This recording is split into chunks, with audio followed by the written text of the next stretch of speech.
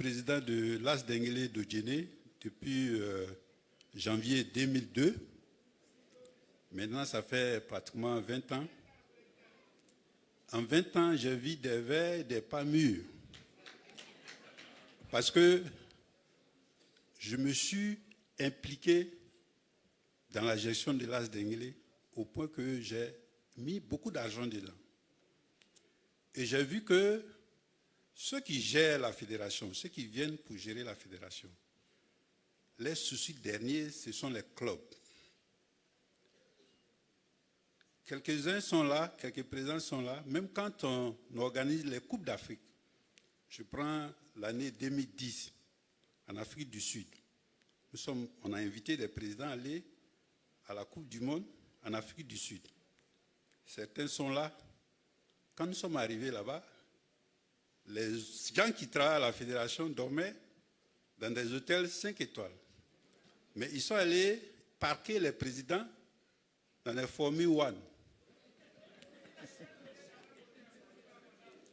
Et les présidents, c'est eux qui mettent leur argent dans le football. C'est vrai, ils sont accusés, on dit, bon, ils ne payent pas les joueurs, tout ça. Mais entre nous, je prends un club moyen qui paye 100 000 francs à ses joueurs. Si tu as 30 joueurs, parce que normalement, tu dois déposer une liste de 30 joueurs à la fédération. Ça te fait 3 millions pour les 30 joueurs par mois. Tu dois payer ton entraîneur. Tu dois payer même le secrétaire. Tu dois payer même le trésorier. Tu dois payer l'intendant. Donc, tu as une charge salariale d'au moins 4 à 5 millions pour un club moyen. Mais aujourd'hui, là, honnêtement, regardez les présidents. Quels sont ceux qui sont capables de trouver 5 millions chaque mois pour payer les salaires sans jouer? C'est-à-dire, si vous devez jouer, il y a aussi les transports, les autres charges.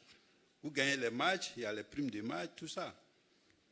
Donc, il vous faut 8 millions pour faire face aux charges des joueurs, aux phases de l'équipe, au fonctionnement de l'équipe. Mais je sais que ceux qui sont là, honnêtement, je les ai pratiqués. Ils ne sont pas capables de donner l'argent, les subventions qu'il faut, les moyens qu'il faut pour que moi je puisse payer mes joueurs correctement.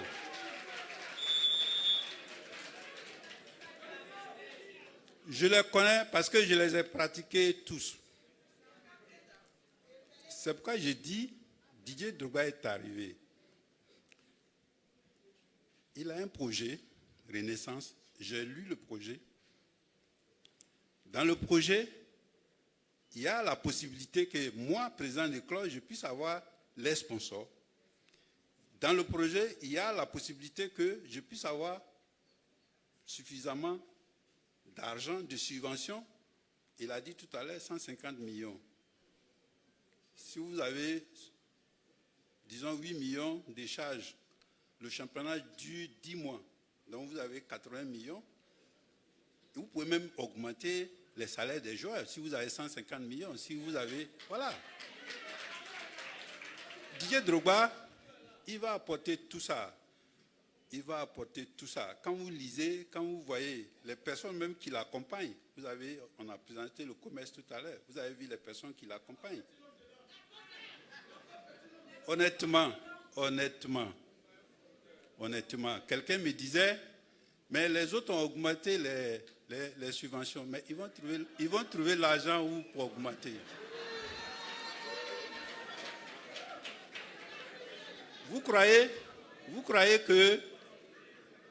que si ce n'est pas Didier Drogba qui est élu, les autres auront la possibilité d'avoir les sponsors? Parce que déjà, ceux qui sont là, nous étions un petit groupe de présidents qu'on appelait GIS quoi.